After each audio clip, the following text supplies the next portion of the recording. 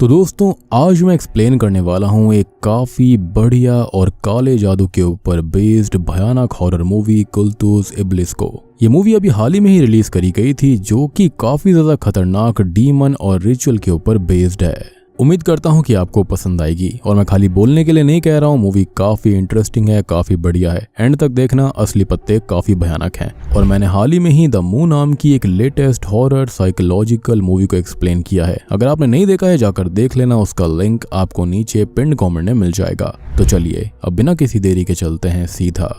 Video की तरफ। तो कहानी की शुरुआत में हम हमदान नाम के एक आदमी को देखते हैं जो कि अपने घर पर अकेला था और बहुत ही ज्यादा डरा हुआ था। पूरे घर के अंदर अचानक से ही हलचल शुरू हो जाती है, सारा का सारा सामान इधर उधर उड़ने लगता है और टूट जाता है। तभी हम नोटिस कर पाते हैं कि हमदान को एक डीमन और उसके शिकंजे में आए हुए कई सारी स्पिरिट जो होती हैं वो उसको डराते हुए उसे डर से तोड़ने लगती हैं, जिनसे वो बचने की पूरी कोशिश कर रहा होता है। तभी वो एक चाम निकालता है, लेकिन ये चाम फिलहाल काम नहीं करता। लेकिन अब डीमन से बचने के लिए वो विंडो से जंप कर देता है, लेकिन बाहर कोई मास्क पहना हुआ व्यक्ति उस पर ब्लेड से हमला करता है, जिससे कि वो काफी घायल हो जाता है। यानी कि हमदान के आगे खाई होती है और पीछे कुआं। खैर अब वो बचने के लिए फिर से घर के अंदर जाने की कोशिश करता है, लेकिन अंदर इविल फोर्स उसे अपने पास खींच लेती है और अब हम उसके अंजाम का अंदाजा ही लगाते रह जाते हैं। खैर थोड़ी देर के बाद में वहां उसके ट्विन बच्चे आते हैं, जिनमें बेटे का नाम राका होता है और बेटी का नाम नाया। घर के अंदर जाते ही वो देखते हैं कि हर जगह खून फैला हुआ था और सारा सामान उल्टा पुल्टा था। साथ ही साथ वो लोग भी वहां पर कुछ सुपर नेचुरल और ईविल चीज को फील कर पाते हैं।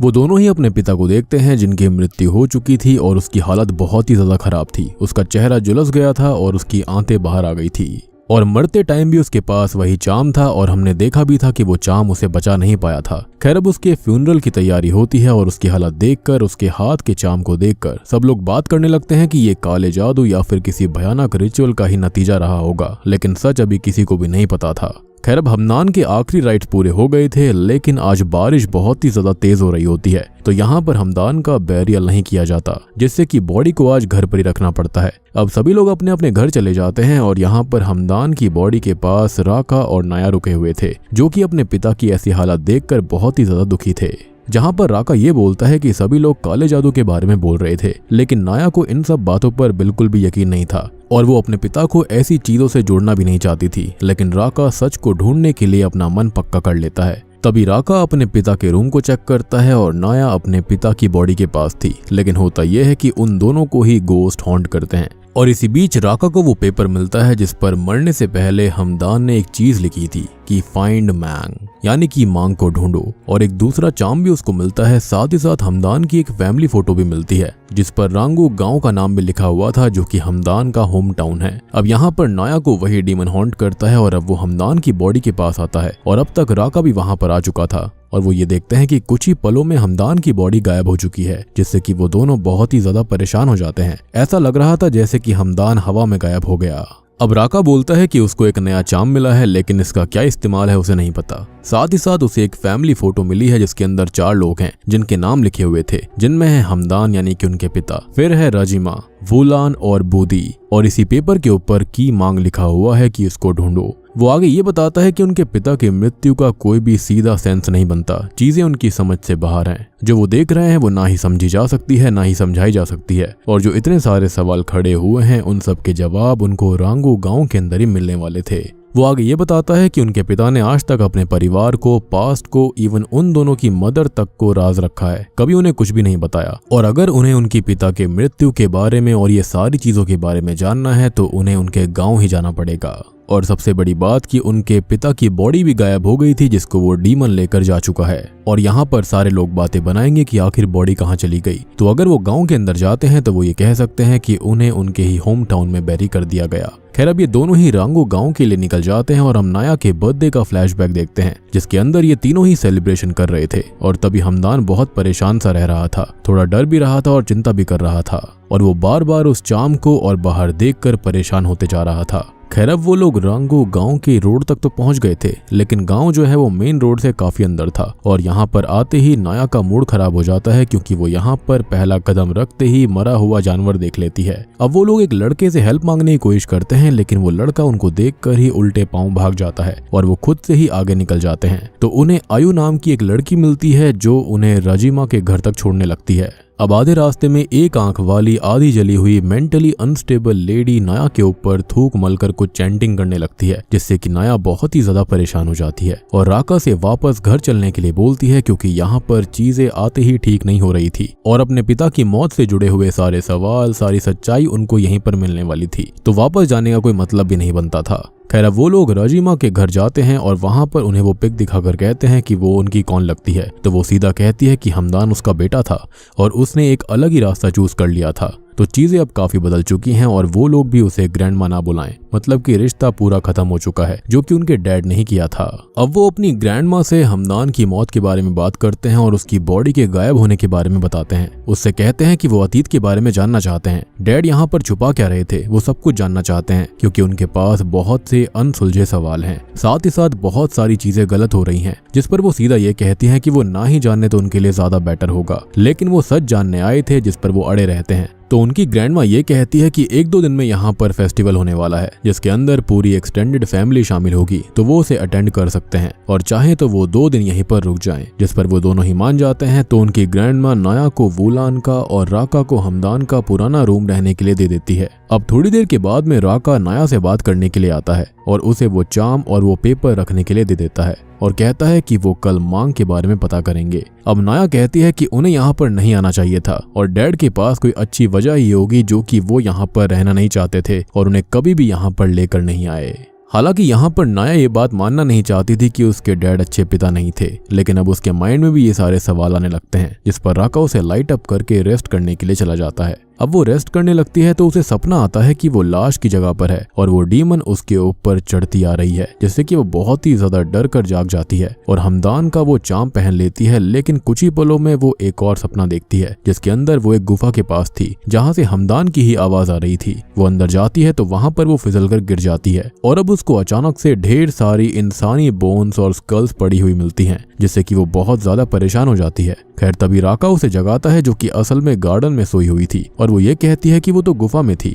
लेकिन वो उसे एक ड्रीम कहता है। लेकिन तब नाया को फिसलने पर एक चोट लगी थी जो अभी उसके पैर पर मौजूद होती है, मतलब कि वो उस गुफा के अंदर गई थी और वो सिर्फ एक सपना नहीं था और उसको कुछ भी समझ में नहीं आता कि आखिर ये सब चल क्या रहा है। माइट भी उसने एस्ट्रल प्रोजेक्शन किया होगा। अब नाया राका से ये कहती है कि उन्हें यहाँ से जल्दी निकल जाना चाहिए, लेकिन राका बोलता है कि वो सच जाने बिना यहाँ से नहीं जाएगा और कल फेस्टिवल भी है, हो सकता है कि उन्हें वहीं सारा सच पता चल जाए, क्योंकि यहाँ पर सारी चीजें बिल्कुल जैसी दिख रही हैं वैसी बिल्कुल भी नहीं है। हो सकता है कि उनकी ग्रैंडमा भी उनसे कुछ छुपा रही है और बाकी लोग भी उनसे सब कुछ छुपा सकते हैं, तो उनको यहाँ पर खुद ही हाथ पैर मारने पड़ेंगे। खैर, अब रजीमा उन्हें खाना देती है और राका मीट नहीं खाता था, तो वो नॉर्मल खाना खाता है और वो उन दोनों से कहती है कि उसके हमेशा से मन के अंदर था कि हमदान उन्हें यहाँ पर लेकर आए, लेकिन वो उन्हें कभी वहाँ लेकर नहीं आया। हालांकि अब वो लोग यहाँ पर आए हैं, जिससे वो काफी खुश है और एस दादी अपने पोते पोती से प्यार तो बहुत ही ज्यादा करती है, चाहे वो उसकी आंखों के सामने रहें या फिर नजर से बहुत दूर। अब बातों ही बातों में नाया उससे केव के बारे में, यानी कि गुफा के बारे में पूछती है, तो वो ये कहती है कि गांव के अंदर तो कोई गुफा है ही नहीं और अब वो अपने किसी काम से चली जाती है। राका और नाया अब यहाँ वहाँ घूमने लगते हैं, जो कि गुफा ही ढूंढ रहे थे,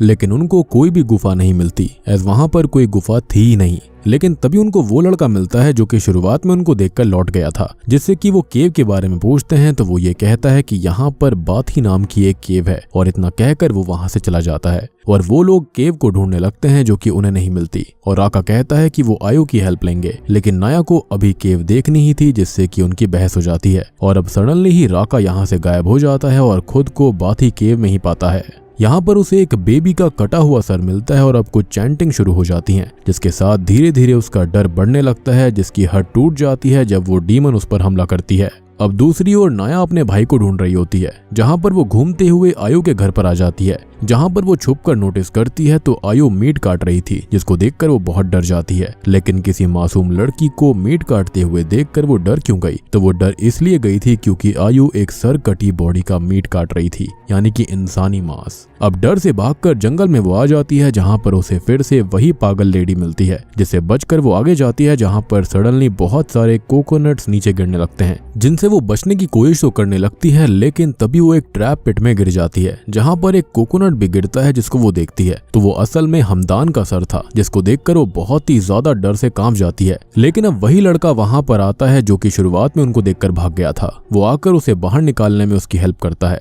और अब वो उससे मदद मांगती है तो वो ये कहता है कि उसका भाई सेफ है और उसे वो राजिमा के घर पर ही मिलेगा। इस गांव के अंदर कोई भी गायब होता है तो वो वहीं पहुंच जाता है। साथ ही साथ वो इस गांव से जल्दी निकल जाए, नहीं तो उनका अंजाम बहुत बुरा होगा। खैर अब वो उससे ये पूछने लगती है कि आखिर इस गांव के अंदर चल क्या रहा है और क्या वो उसके पिता हमदान को जानता था, जिस पर वो कहता है कि वो उसके पिता को जानता है, लेकिन अभी वो वक्त का मोहताज है तो वो उसे बाद में सब कुछ बता देगा और फिलहाल अभी उसे अपने घर जाना चाहिए और जल्दी से जल्दी गांव से भी निकल जाना चाहिए, जिसके अंदर वो उसकी हेल्प भी कर सकता है, जिस पर वो एग्री हो जाती है। खैर अब वो उसे राजिमा के घर पर छोड़ देता है और रास्ते में अपना नाम सुगेंग बताता है। वो ये बोलता है कि वो किसी से ज्यादा बात नहीं करता और खासकर स्ट्रेंजर से तो बचकर ही रहता है और इसलिए वो शुरुआत से ही उससे भागता फिर रहा था, उसे अवॉइड कर रहा था। और नाया उसकी वॉच नोटिस करती है जो कि थोड़ी सी महंगी सी और यूनिक सी होती है, जिस पर वो कहता है कि ये उसके पिता की वॉच है। वो आगे ये बताता है कि वो सुबह 3 बजे तैयार रहे, जिससे कि वो उसे इस गाँव से बाहर निकाल देगा, लेकिन उसे ध्यान रखना होगा कि किसी को कानो कान इस चीज की खबर नहीं होनी चाहिए।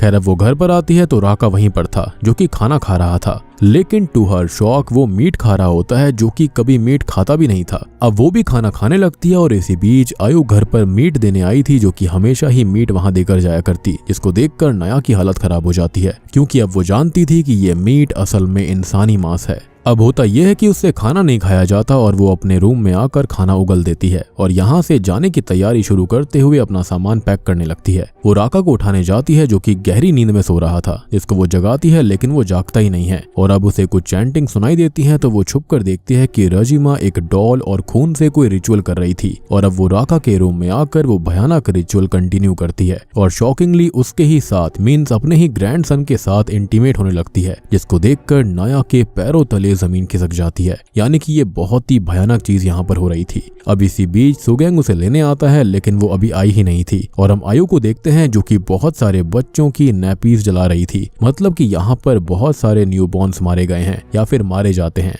या फिर अगर स्पेसिफिकली कहा जाए तो यहाँ पर उनकी बलि चढ़ाई जाती है। खैर अब राजिमा अपना काम खत्म करके यानी कि अपने ही ग्रैंडसन के साथ इंटीमेट होकर अपने रूम में जाती है और नाया परेशान सी सुध बुध खो चुकी थी, लेकिन राका भी अब जाग जाता है जो कि काफी बदला बदला सा लगता है। खैर अब यहाँ पर नाया को कुछ भी समझ में नहीं आ रहा था और वो अपने भाई को देखती है जो कि पजेस्ड होकर जिंदा मुर्गी खा रहा होता है, जिसे राजिमा होश में लाती है और अब वो सारा सच बताती है कि असल में हमदान यानी कि उनके पिता और उसका बेटा यहाँ पर काला जादू किया करता था, जिसके काले जादू से गांव के ऊपर कर्स आ गया था। वो वहां से भाग तो गया लेकिन कर्स यहीं पर रह गया, जिसने गांव के लोगों को शैतानी अंधेरे में ढालना शुरू कर दिया और किसी को कुछ भी समझ में नहीं आया। लेकिन एक भयानक रेमेडी मिली जिसके अंदर कर्स से बचने के लिए गांव के सभी बच्चों को मारना पड़ता है, जो कि साइकिल तब से ही चलती आ रही है जब से ये काला जादू यानी कि ये कर्स शुरू हुआ था। अब वो लोग यहाँ पर आए हैं जो कि इस कर्स को हटाने में उनकी हेल्प कर सकते हैं, लेकिन नाया यहाँ पर रुकने से साफ इनकार कर देती है और अब फिर से राका पजेस्ड हो जाता है, जिसे राजिमा ठीक करती है और ये कहती है कि वो कहीं भी भाग जाएं, ये कर्स अब उनका कभी पीछा नहीं छोड़ेगा, इसलिए उन्हें कर्स हटाने के लिए गांव की हेल्प करनी पड़ेगी। अब अगले दिन वो उन दोनों को बाथी केव ले जाने लगती है जहां पर आज वो फेस्टिवल होना था। नाया अपनी ग्रैंडमा से ये पूछती है कि उन्होंने उनको केव के बारे में पहले क्यों नहीं बताया, तो वो ये बताती है कि अगर वो पहले ही इसके बारे में बता देती तो ये सीक्रेट जगह है जहां पर ये रिचुअल फिर कंप्लीट नहीं होता। अब यहाँ पर सभी गांव के लोग थे जो कि किसी रिचुअल की तैयारी कर चुके थे, लेकिन हम नोटिस करते हैं कि यहाँ पर सभी लोगों ने मास्क लगाए हुए थे और ऐसे ही मास्क वाले किसी पर्सन ने उस दिन हमदान के ऊपर हमला किया था जब वो विंडो से डर कर बाहर कूद गया था। अब राजिमा रिचुअल के बारे में बताती है जिसके अंदर शॉकिंगली उन दोनों में से किसी एक की बलि चढ़ाई जाएगी और एक के साथ कुछ और होगा। और अब राका को थ्रोन से बांधकर नाया को एक बाहर रूम के अंदर कैद कर दिया जाता है, जिसे कुछ लोग गार्ड करने लगते हैं, लेकिन सुगेंग दबे पांव आकर उसे उस रूम से आजाद करके सीधा भागने के लिए बोलता है और खुद उन गार्ड्स का ध्यान भटकाता है, लेकिन बेचारा हार जाता है, जिसे वो पकड़कर राजिमा के सामने लाते हैं जो कि बड़ी बेरहमी से उसे जिंदा जला देती है। यानी कि राजिमा यहाँ पर कोई दूध की धुली हुई नहीं थी। खैर अब नाया भागकर एक घर तक आ जाती है और ये घर असल में उसी पागल लेडी का था जिसने शुरुआत में उसके ऊपर एक रिचुअल किया था, बट असल में ये लेडी पागल नहीं है और यही सुगेंग की मदर है जिसको अभी थोड़ी देर पहले ही जला दिया गया। साथ ही साथ ये बूदी की बीवी है, यानी कि नाया और राका के चाचा की बीवी, यानी कि इनकी चाची जिसका नाम है वेतौन, और सुगेंग इसका ही बेटा है यानी कि राका और नाया का भाई। खैर अब वो नाया को सारा सच बताती है। और दोस्तों अब यहाँ पर खुलते हैं इस मूवी के और कहानी के असली पत्ते। तो असल में इस गांव के लोग शुरुआत से ही बाथी डीमन को वर्शिप करते हैं, जिसकी वर्शिपिंग करने वाले फॉलोअर्स के अंदर इनब्रीडिंग होना जरूरी है, मतलब कि खून के रिश्तों के अंदर ही इंटीमेसी, जैसे कि यहाँ पर दादी ने राका के साथ किया था। जिससे कि होता यह है कि कुछ ना कुछ डिफॉर्मिटी वाले बच्चे पैदा होते हैं जिनको बाथी को खाने के लिए दिया जाता है एज अ सैक्रिफाइस, और बदले में वो प्रोटेक्शन, पावर्स और वेल्थ देता है। अब हर बार कुछ बच्चे सेलेक्ट हो जाते हैं और कुछ छूट जाते हैं जिन्हें अगली बार खिलाया जाता है,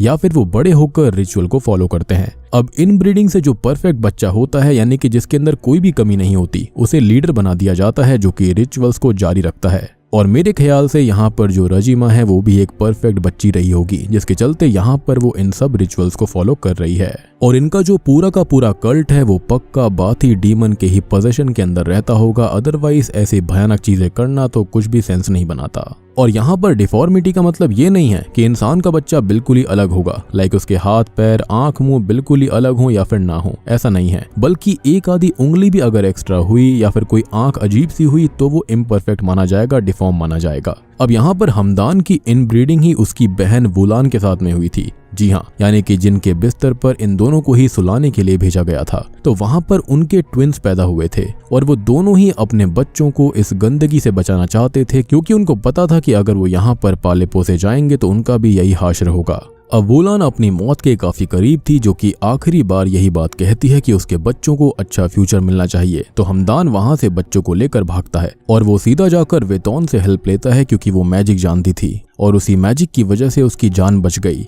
लेकिन इसके चक्कर में हुआ ये कि जो बाथी डीमन होता है वो काफी ज्यादा आक्रामक हो गया था, जिसके चलते उसका घर जल गया, जिसके अंदर उसका पति बूदी मारा गया और वो आधी जल गई थी। खैर इसके बाद वो उसे कीमांग के पास भेजती है, जो कि उसे चार्म्स दे देते, लेकिन ये चार्म्स खाली 21 साल तक ही चलते थे और इसलिए ही नाया के 22वें बर्थडे पर हमदान परेशान रहने लगा था और चार्म्स की शक्ति खत्म होने पर उसे बाथी ने मार डाला। माइट भी 21 साल तक कोई ऐसा मार्क होगा जिसको छुपाया जा सकता था, लेकिन उसके बाद उसको छुपाया नहीं जा सकता था। और सबसे बड़ी बात कि इसी गांव के एक आदमी ने उस पर हमला किया था, यानी कि वो जो मास्क पहना हुआ व्यक्ति था जिसने कि हमदान को काफी ज्यादा घायल किया था। और वही इस घर के अंदर वो पिक्चर भी रख कर आया था, यानी कि हमदान की फैमिली फोटो, और उसने ही लिखा था वहां पर सब कुछ, ताकि राका और नाया फोटो के जरिए यहाँ तक आ जाएंगे, इस गांव तक आ जाएंगे और उन पर रिचुअल हो पाएगा। क्योंकि नाया की एक एक्स्ट्रा फिंगर होती है जिसकी बलि दी जाएगी, यानी कि वो इम्परफेक्ट थी, और राका बिल्कुल परफेक्ट बच्चा है जिसको यहाँ पर लीडर बनाया जाएगा। मतलब कि वो कहीं भी जाए ये कर्स और ये डिस्टर्ब्ड फेट, ये इविल विलेज और बाथी डीमन उन्हें अपने पास खींच ही लेगा।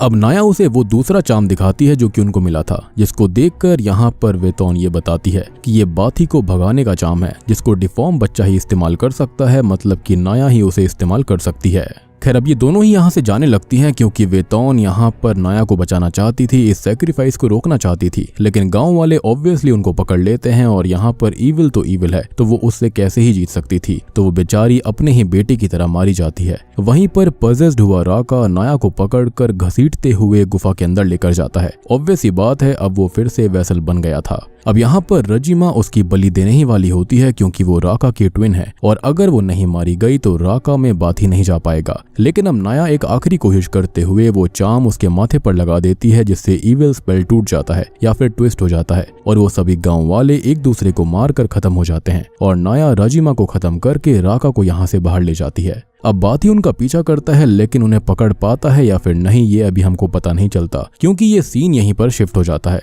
अब सुबह इन दोनों को होश आता है, जो कि एक वैन से लिफ्ट लेते हैं और नाया मनी मन खुश हो रही थी, ऊपर वाले को याद कर रही थी, शुक्रिया कर रही थी कि सब कुछ ठीक हो गया। वो बाथी डीमन से दूर आ चुके हैं और अब वो अपना सुनहरा भविष्य सजा पाएंगे। लेकिन सैडली ऐसा कुछ भी नहीं हुआ था और हम ये नोटिस करते हैं कि लोगों से भरी हुई बस को बाथी से पजेस्ड हुआ राका खत्म कर देता है, मतलब कि उसके अंदर बाथी डीमन आ गया था। और हमको समझ में ये आता है कि उसने अपनी प्यारी बहन को अपने हाथों से ही बड़ी बेरहमी से मार डाला था, यानी कि वो रिचुअल काइंड ऑफ कंप्लीट हो चुका था और अब वो होस्ट बन चुका है बाथी डीमन का और इस कल्ट का भी नया लीडर बन चुका है। अब देखो, गांव के तो सारे लोग मारे गए थे, लेकिन दुनिया अभी भी बाकी है और अब बाथी डीमन से पजेस्ड हुआ राका पूरी दुनिया के अंदर अपने इस कल्ट को शुरू करेगा और ये रिचुअल कभी भी रुकने नहीं वाला। और बूम, इसी के साथ में ये मूवी यहीं पर खत्म हो जाती है। तो दोस्तों ये थी कुल्तुस इब्लिस फिल्म की कहानी। उम्मीद करता हूँ कि आपको पसंद आई होगी। अब देखो यहाँ पर रजीमा ने राका के साथ इंटीमेसी इसलिए करी थी क्योंकि वो उसको लीडर तो बनाना ही चाहती थी, साथ ही साथ शायद से वो प्रेगनेंसी भी चाहती होगी ताकि और बच्चे पैदा हों और बाथी डीमन को और ज्यादा सैक्रिफाइस मिले। और ये मत सोचना कि वो दादी है तो प्रेग्नेंट कैसे हो जाएगी, यहाँ पर डिमोनिक पावर्स इन्वॉल्व हैं, कुछ भी हो सकता है। क्योंकि सबसे बड़ी बात यह है कि इनब्रीडिंग यानी कि आपस के रिश्तों में ही इंटीमेसी बहुत ही ज्यादा जरूरी है बाथी डीमन के लिए, तभी ये रिचुअल कंटिन्यू होता रहेगा जब तक कि कोई परफेक्ट बच्चा पैदा नहीं हो जाता। जैसे कि यहाँ पर राका एक परफेक्ट बच्चा पैदा हुआ था और साथ ही साथ नया की यहाँ पर बलि चढ़ने वाली थी, जिसके चलते उसके अंदर आ जाता बाथी डीमन, जो कि एंड में आ भी गया। एक और चीज की रजीमा ने यहाँ पर झूठ बोला था कि सारा का सारा ब्लैक मैजिक हमदान किया करता था। छोटे बच्चों को, भोले बच्चों को यहाँ पर झूठ बोलकर रिचुअल के लिए ले जाया गया था। और आपको ये बात भी याद होगी कि शुरुआत में सुगैंग इन दोनों को देखकर ही भाग गया था, जिसका मतलब यही था वो अपने घर वालों को, अपनी माँ को वार्न करने वाला था कि भाई देखो यहाँ पर ये दोनों आ चुके हैं और सैक्रिफाइस फिर से होगा, जिसको उन्होंने रोकने की काफी कोशिश करी थी लेकिन अल्टीमेटली कुछ नहीं हुआ। अब तक तो ये डीमन जो था वो खाली इसी गुफा तक, इस गांव तक सीमित था, लेकिन अब ऐसा नहीं रहेगा क्योंकि अब वो बाहरी दुनिया में निकल चुका है और अब वो दुनिया भर में अपना कल्ट फैलाने वाला है। और आपने एक चीज और नोटिस करी होगी कि जब नाया को सपना आया था तो उसने खुद को इसी केव के अंदर पाया था जहां पर ढेर सारे इन्फेंट्स थे, उनकी बॉडी थी और कई सारे कंकाल और हड्डियां भी पड़ी हुई थी। यानी कि यहाँ पर एक नहीं बहुत सारे लोगों के साथ ऑलरेडी ऐसा हो चुका था। हमदान की बॉडी को भी इस डीमन ने कंज्यूम कर लिया, इसलिए नाया को उसका सर दिखाई दिया था, विच एक्सप्लेन्स कि उसके साथ क्या हुआ होगा। बात रही कि राका के साथ अचानक से क्या हुआ और वो केव के अंदर क्यों पहुंच गया था, तो देखो बाथी ने उसे अपना वेसल चूज कर लिया था, जिसके चलते उसे केव के अंदर बुला लिया गया और वहीं से वो ट्रांस जैसी स्टेट में चला गया था, जिसके चलते वो एक परफेक्ट वेसल बन गया था। तो उम्मीद करता हूँ कि आपको ये वीडियो और एक्सप्लेनेशन, रिचुअल और सारी चीजें पसंद आई होंगी। पसंद आई है तो वीडियो को लाइक कर देना, चैनल के ऊपर नए हैं तो सब्सक्राइब कर लीजिए। तो मैं आप सबको मिलता हूँ अगली वीडियो के साथ में, तब तक के लिए